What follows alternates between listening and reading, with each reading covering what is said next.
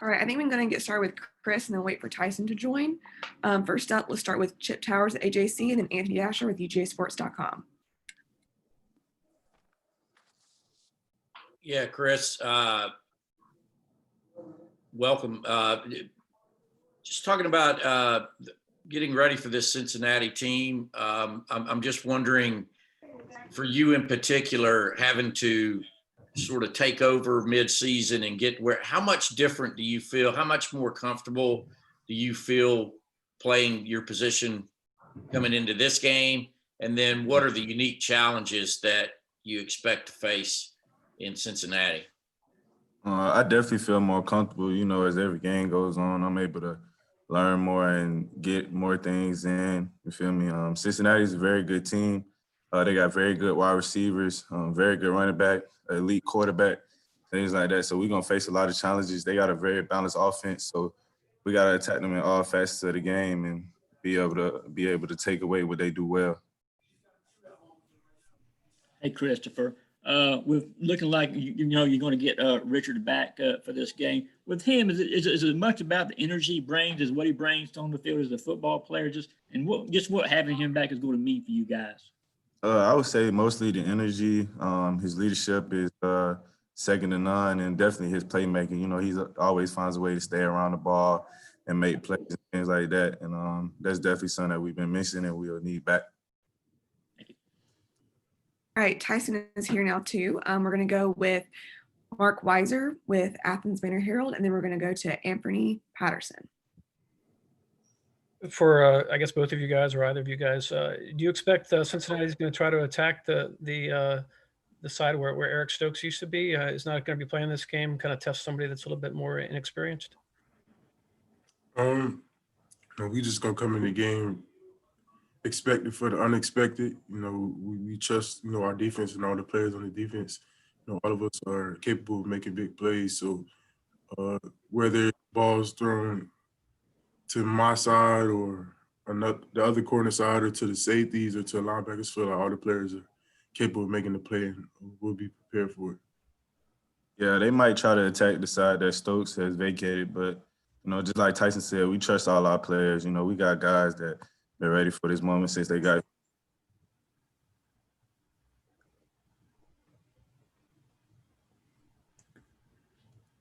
Anthony, do you have a question? Sorry, I was on mute. But this question is for both of you guys.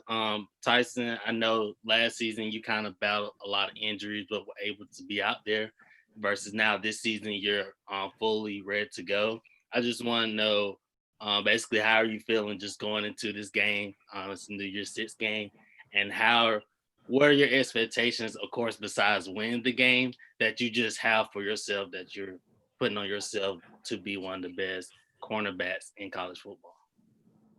Going into this bowl game, very excited. Like you said, it's a year six bowl. We'll continue to get prepared for this game. But for me, ultimately, besides winning, I just want to be able to make plays that are beneficial to the team and help contribute to bringing the Peach Bowl, to Athens and victory in the Mercedes Superdome. So. I think we have a good opportunity to show why we belong, and we definitely excited. Cincinnati is a great team, and it's going to be a great challenge for us to finish off the year well. Personally, I just want to be able to make plays that make the team better and help us win the game. All right, up next, let's have Mike Groth with Dog Nation and then Connor Riley as well at Dog Nation. Yeah, hey guys, I guess if you could just give me your thoughts on when you play a quarterback who can buy time, like Desmond Ridder, the scramble drill. I don't know, is it different for a corner than a safety? I know, Chris, you're reading a lot of things. I know, Tyson, sometimes you're locked up in man. Can you just talk about what that scramble drill is like and what facing a mobile quarterback presents as a challenge? I would say a mobile quarterback is definitely more difficult. The scramble drill is difficult at times too, but you got to keep your eyes on your man and just be able to plaster. You can't get out of coverage because as soon as you get out of coverage, a quarterback like that will make you pay. So he's got to be able to stay disciplined against a quarterback like this. You know, he's a very good athlete. He can make a lot of plays. He can throw the ball very well. So, you know, we just got to be able to stay disciplined if we want to be able to eliminate his scrambling abilities. Yeah, to back off what Chris said, you know, when you're facing the dual threat quarterback, you know, depending on, you know, what you're in, you just have to make sure all 11 guys are doing their job. You know, some guys' primary task may be, you know, to focus on the quarterback, and other guys are too, you know, focus on your receiver or focus on a running back or get in the zone. So, you know, everybody has to be on the same page in order to, you know, make sure, you know, things go right for the defense. Hey, Tyson, you're someone who has NFL draft potential, been mentioned as that. Why is it important for you to play in this game?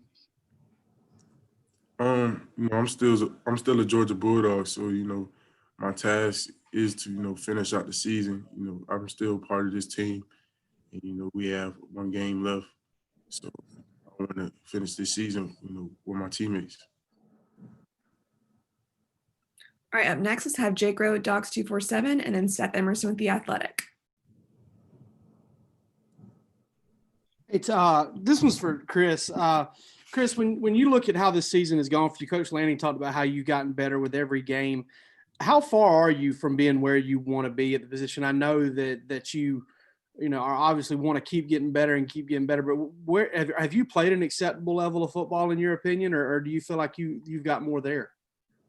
I feel both. You know, I feel I played acceptable, but I also got more there. You know, there's plenty more opportunities for me to make plays for the team, and I definitely want to be able to get there. You know, I do good in the run game, do good in the pass game, but, you know, I just want to be able to make those big plays with the team that I haven't made yet, but it's coming. I just got to keep working. It's for Tyson and Christopher, or just one of you. How do you look at the secondary and the defense in general, your performance this year as a defense? I guess statistically overall in the SEC, first, second, a lot of categories, but those two games stand out, obviously Alabama and Florida. How do you look and evaluate your role as a defense? We just take it one game at a time, and then make sure we learn from, you know, any mistakes that we've made in the previous game. We won't make those mistakes again. And, you know, we just, you know, continue to stay positive, but at the same time, we're aware of mistakes we may make, and we just continue to improve each and every week. We don't really like try to linger on, you know, the past games, but we just try to make sure the next game is the best game. So that's always the mindset we keep, and you know, that's how I see it. I feel the same as Tyson. You know, we don't try to linger on past games and things like that. And I feel like our defense is very exceptional, and I feel like we get better every week. I know those past games we had a lot of miscues, but I feel like we're a way better defense since then, because every week we come in, we go to the doctor, and we see what we need to work on. So there's plenty of things we gotten better on, things like that. Communication, tackling is one of our main focuses this week, and we're just going to try to go out here and put out our best product for this week.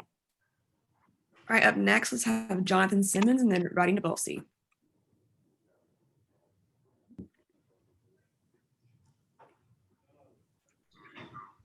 Jonathan, do you have a question? All right, we're going to go with Roddy. I asked Coach Smart and Coach Lanning, and was want to get your guys' opinion on this. We don't get to see, you know, like Darren Branch and Jalen Kimber and Major Burns, or some insights into what they look like in practice, how they've proceeded this year, what advice you've given them. These are some of the guys that are, you know, when you guys have moved on, they're going to have to take over that secondary for you. How are they looking, and what are you teaching those guys? I think obviously, you know, they still young guys, they still learning, but they progress way better than when we were freshmen and stuff, like still here. So, you know, I just tell them, you know, head down and just things we were told, be ready for your opportunity and things like that. I feel like we had to use those guys. Shoot, they'll be more than prepared. So they're very good, very talented kids, and they're getting better every day, just like the rest of the team. Yeah, like Chris said, you know, we're just keeping them under our wing. making sure they're staying at the practice or getting extra film in, and make sure they're learning defense. Because anything can happen and your moment can come, and you wanna make sure you're prepared. So that's the main focus. Making sure they're getting better at something each and every day, whether it be mental or physical or something that's technical or scheme wise. So that's the main focus when it comes to those young guys. All right, up next, let's have Braden Sudge with the Macon Telegraph and then Mark Bradley with the AJC. Hey, so I suppose for both of y'all, in terms of the pandemic and everything, and navigating everything, what would you say the biggest sacrifices that y'all have had to make in terms of how the pandemic has affected everything?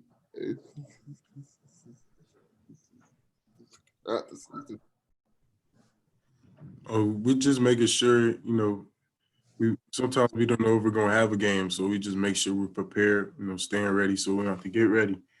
And just making sure we keep getting better and make sure we're staying in shape because, during this season, like the unknown is the unknown. So we're just making sure we're always, ready. Yeah, I would say the biggest sacrifice is probably time with your family and free time. We got to kind of restrain from things we were doing in the past just to make sure that we protect our bubble and the team. We don't want anybody getting COVID or anything like that. And like Tyson said, not knowing if we're going to have a game or not, still going out there, practicing, competing every day and giving our best. We always got to do that. All right, we have time for a couple more. Let's start with Charles Odom and then David Pascal. Chris, just to follow up on that, not knowing if you're having a game, obviously you guys just had one taken away from you that was supposed to be, your final home game. How does that factor into the, your hunger and your desire to finish out here in the bowl? It definitely factors in a lot. We want to go out there and get the final win for our seniors that didn't get the opportunity to go out there in Sanford last time we were supposed to have a game. So it definitely feels us a lot. We want to go out there and get a win. And this is obviously a big bowl against a great, amazing team. So we got to come out there with our best.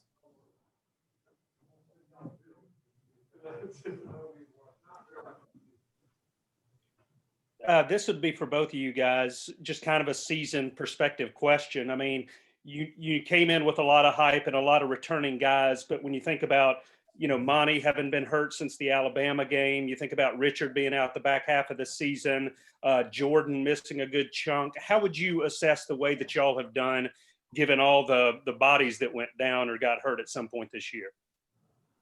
I think we did well. Guys took advantage of the opportunity. Guys stepped up. Guys got some new experience. So I think it was big for us, and it helped bring our team closer together. Those guys that went down for that period of time, we just continue to encourage them and give them support and keep them healthy mentally, so they can come back like they never left. So that was the main focus, just making sure the guys that stepped up, were comfortable and ready, and the guys that went out were getting back right to their natural selves. So. Yeah, I agree. I feel like we did a pretty good job this season. Although things didn't go how we wanted all the time, we've gotten better every week, like I said. And even though we didn't get the end result that we wanted this year, I feel like if we win this game going into next year, we'll have a lot of confidence for a lot of guys. So that'll be very important.